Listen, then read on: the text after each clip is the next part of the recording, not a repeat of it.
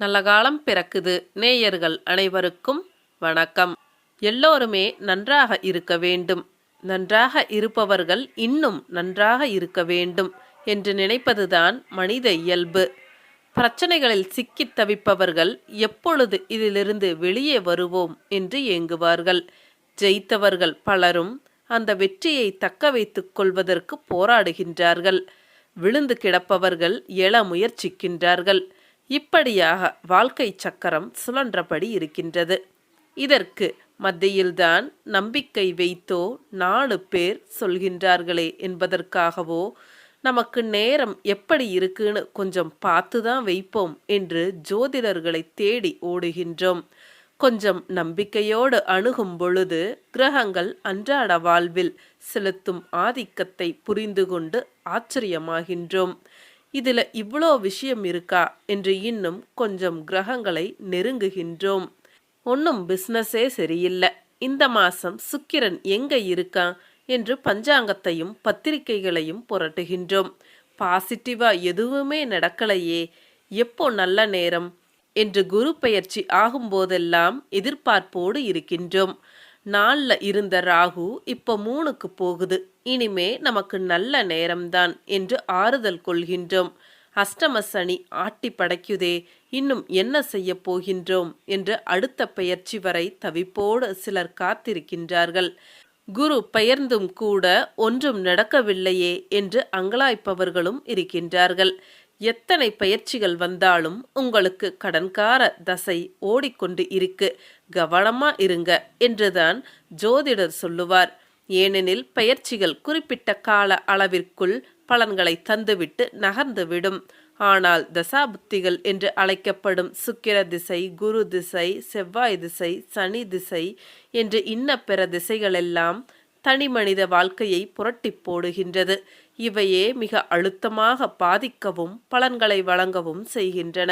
இவை எல்லாவற்றையும் விட தனி மனித ஜாதகங்களின் அடிப்படையில் நிகழும் பலன்களுக்குத்தான் வலிமை அதிகம்.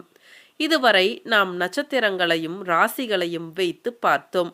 ஆனால் ஜோதிடர் உங்கள் ஜாதக கட்டத்திலுள்ள லக்னத்தை வைத்துதான் பலன் சொல்லுவார்.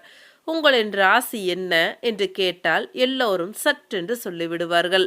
ஆனால் உங்களின் லக்னம் என்ன என்று கேட்டால் நிறைய பேருக்கு தெரியாது. ஆனால் ஜோதிடர் ராசி கட்டத்தை நோக்கும் பொழுது லக்னம் என்ன என்றுதான் பார்ப்பார். ஜாதக கட்டத்தில் லா என்று குறிப்பிட்டிருக்கும் லக்னம்தான் அது. பூமிக்கு பூமத்திய ரேகை போன்று உங்களின் மைய சக்தி குவிந்திருக்கும் ராசியே லக்னம் என்று வரையறுத்திருக்கின்றார்கள். இந்த உலகத்தை நீங்கள் எந்த ராசியின் வழியாக அதன் அதிபதியான கிரகத்தின் மூலம் சந்திக்கின்றீர்கள் என்பதைத்தான் லக்னம் என்கின்றார்கள். ராசி என்பது சந்திரன் எங்கு இருந்தபோது நீங்கள் பிறந்திருக்கின்றீர்கள் என்று சொல்லுவது. ஆனால் லக்னம் என்பது நீங்கள் எந்த மையத்திலிருந்து வந்திருக்கின்றீர்கள் என்றும் உங்கள் வாழ்க்கையை எந்த மையம் நகர்த்துகின்றது என்றும் தீர்மானிக்கின்றது. மரத்தின் ஆணிவேர் போல மனிதனுக்கு லக்னம். ராசி கட்டங்களில் ஆங்காங்கு கிடக்கிற கிரகங்களின் பலம் பலவீனங்களை திறனை லக்னம்தான் தீர்மானிக்கின்றது. ஒவ்வொரு வாரமும் ஒவ்வொரு லக்னத்திற்கும் யார் நல்லது செய்யும் யோகாதிபதிகள் என்றும் சுகத்தை அருளும் சுகாதிபதிகள் எவர் என்றும் பாக்கியத்தை கொடுக்கும் பாக்கியாதிபதி கிரகம் எது என்றும் பார்க்கலாம். ஏனெனில் உங்களை கிரகப் பயிற்சி கைவிட்டாலும் திசாபுத்திகள் தடுமாற்றம் கொள்ள வைத்தாலும் இந்த மூவரும் உங்களை பெற்றோர் போல காப்பாற்றுவார்கள். உங்களுக்கு எப்பொழுதும் நல்லது செய்யவே முயற்சிப்பார்கள். உங்கள் ஜாதகத்தில் இவர்கள் எந்த இடத்தில் இருந்தாலும் சரிதான், சிரமப்பட்டாவது நன்மையைத்தான் கொடுப்பார்கள். மனிதர்கள் வாக்கு தவறக்கூடும், ஆனால் கிரகங்கள் சத்தியத்தின் பாதையை தவற விடுவதில்லை. கூட இருக்கும் கிரகம் எதிரியாக இருந்தாலும் தன் முறை என்று வரும்பொழுது கொட்டி கொடுத்து விடும். கொஞ்சம் அமைதியா இருந்துக்க, அடுத்து என் ரவுண்டு தான், அப்போ உனக்கு என்ன தரணுமோ அதை தருவேன் என்று சொல்லாமல் பல சமயங்களில் உணர்த்தும். முதலில் மேஷ லக்னத்தில் யார் நல்லதை செய்ய போகின்றார்கள் என்று பார்ப்போம். உங்களுக்கு லக்னாதிபதியாக செவ்வாய் வருகின்றார். செவ்வாய் உங்களுக்கு குலதெய்வம் போல என்பதை புரிந்து கொள்ளுங்கள். ஜாதகத்தில் அவர் எந்த நிலையில் இருந்தாலும் உங்களுக்கு உதவி செய்ய கடமைப்பட்டு இருக்கின்றார். அதே செவ்வாயே அஷ்டமஸ்தானம் என்கிற 8ஆம் இடத்திற்கு அதிபதியாக வருவதால் வீண் செலவுகளையும் திட்டமிடாத பயணங்களையும் தரக்கூடியவராக வருகின்றார். ஆனாலும் அதையும் மீறி அலைச்சலை ஆதாயமாக மாற்றாமல் விடமாட்டார். மேச லக்னத்திற்கு சூரியன், சந்திரன், குரு போன்றவர்கள் பிரபல யோகாதிபதிகள். இந்த 3 கிரகங்களும் தான் உங்களுக்கு நல்ல காலங்களையும் நற்பலன்களையும் தரப்போகின்றார்கள். உங்கள் ஜாதகத்தின் கீ பிளானட்ஸே இவைதான். முதலில் சந்திரனை பார்ப்போம். சந்திரன் சுகாதிபதியாகவும் வீடு, மனை, வாகன யோகங்களை தருபவராகவும் இருக்கின்றார். இதே சந்திரன்தான் மாதுக்காரகன் என்னும் தாய் ஸ்தானத்திற்கு உரியவராகவும் வருகின்றார். நீங்கள் வளர்பிறையில் பிறந்து ராகு, கேது, சனி சம்பந்தப்படாமல் இருந்தால் சுகமான வாழ்க்கை அமையும். எப்பொழுதுமே சந்திர திசை அல்லது வேறு எந்த திசை நடந்தாலும் அதில் வரும் சந்திர புத்தி திங்கட்கிழமை ரோகிணி, ஹஸ்தம், திருவோணம் போன்ற நட்சத்திரங்கள் 2, 11, 20, 29ஆம் தேதிகளில் என்று சந்திரன் ஆதிக்கமுள்ள அனைத்து நேரங்களிலும் உங்களுக்கு நன்மையான செயல்களே நடைபெறும். உங்களின் சுகமான தினங்கள் யாவும் சந்திரனின் ஆதிக்கமுள்ள நாட்களாக இருந்திருக்கும் அல்லது இருக்கவும் செய்யும். உங்கள் ஜாதகத்தில் சந்திரன் நன்றாக இருந்துவிட்டால் அம்மாவின் அசையா சொத்து, அறிவு சொத்து எல்லாமே உங்களை வந்து சேரும்.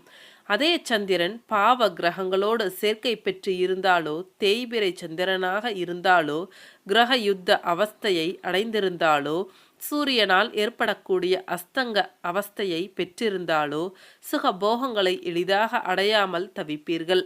தாயாரின் ஆசைகளை நிறைவேற்ற முடியாது அழுவீர்கள். தாய் வழி சொத்து வருகின்றதோ இல்லையோ, தாய்க்கு வரும் நோய்கள் உங்களையும் துரத்தும்.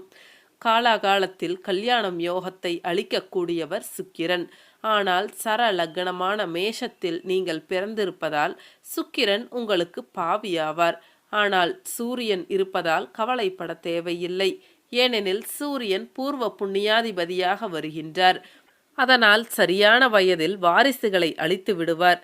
சத்புத்திர சந்தான பாக்கியத்தை சூரியன் கொடுப்பதோடு மட்டுமல்லாமல் உங்கள் அந்தஸ்தையும் செல்வாக்கையும் பல மடங்கு உயர்த்துவார். இவ்வாறு பித்ருக்காரகரான சூரியன் பூர்வ புண்ணியாதிபதியாக வருவதால் பெரியவர்களுடைய ஆசையும் வழி நடத்துதலும் உங்களுக்கு எப்பொழுதுமே இருக்கும். சூரிய திசை, சூரிய புத்தி கார்த்திகை, உத்திரம், உத்திராடம் போன்ற நட்சத்திரங்கள் ஞாயிற்றுக்கிழமை 1, 10, 19, 28 போன்ற நாட்கள் என்று எல்லாமுமே உங்களுக்கு சாதகமாக இருக்கும். பயன்படுத்தி கொள்வது உங்கள் பொறுப்பு. ஏற்கனவே கைவிட்ட முயற்சியை குறைந்தது அந்தந்த தினங்களில் தூசு தட்டி எடுங்கள், விருத்தியாகும். முக்கியமாக அரசாங்க உத்தியோகம், அரசாங்க அதிகாரிகளின் நெருக்கம், பிள்ளைகளின் திருமண முயற்சிகள், பூர்வீக சொத்துக்கள் விஷயங்கள் என்று பல காரியங்களை மேற்கொண்டால் வெற்றி எளிதாகும். குரு உங்களுக்கு பாக்கியாதிபதியாக வருகின்றார். உங்களின் பணவரவை தீர்மானிக்கின்றார். சரளமான பணப்புழக்கத்திற்கு குருதான் உதவுகின்றார். உங்களின் ஏடிஎம் கார்டே குருதான். உங்களின் சமூக அந்தஸ்தை உயர்த்துவார். தங்க ஆபரணங்கள், ரத்தினங்கள் இவற்றையெல்லாம் அவர்தான் அருளுகின்றார். மாலை மரியாதையோடு முதல் இருக்கை கௌரவத்தையும் பெற்றுத் தருவார். தான் வாழும் காலத்திலேயே பிள்ளைகளின் பெருமைகளை கேட்கும் சந்தோஷத்தையும் தருகின்றார். முக்கியமாக வியாழக்கிழமை என்று தயிர் சாதத்தோடு எலுமிச்சை ஊறுகாய் வைத்தும் எலுமிச்சை சாதமாகவும் பசித்தவர்களுக்கு உங்களால் இயன்ற அளவு வாங்கிக் கொடுங்கள். பெற்றோரின்றி தவிக்கும் குழந்தைகளின் கல்வி செலவை ஏற்றுக்கொண்டு உதவுங்கள். குருவும் சூரியனும் சந்திரனும் உங்களின் ஜாதகத்தில் ஜொலிப்பார்கள், வாழ்க்கையை பிரகாசமாக்குவார்கள். இந்த 3 கிரகங்களால் ஏற்படக்கூடிய யோக பலன்களை முழுமையாக பெறுவதற்கும் அதிர்ஷ்டங்கள் கைகூடி வருவதற்கும் நீங்கள் செல்ல வேண்டிய ஆலயமே திருச்சி மலைக்கோட்டையில் உள்ள தாயுமானவர் சுவாமி ஆலயமாகும். அத்தலத்தில் உறையும் தாயுமானவரையும் மட்டுவார் குழலி அம்மையையும் தரிசித்து வாருங்கள். பிரச்சனைகள் கரைந்து பிரசித்தமான வாழ்க்கை வாழ்வீர்கள். இத்தலம் திருச்சி நகரின் மையத்திலேயே உள்ளது.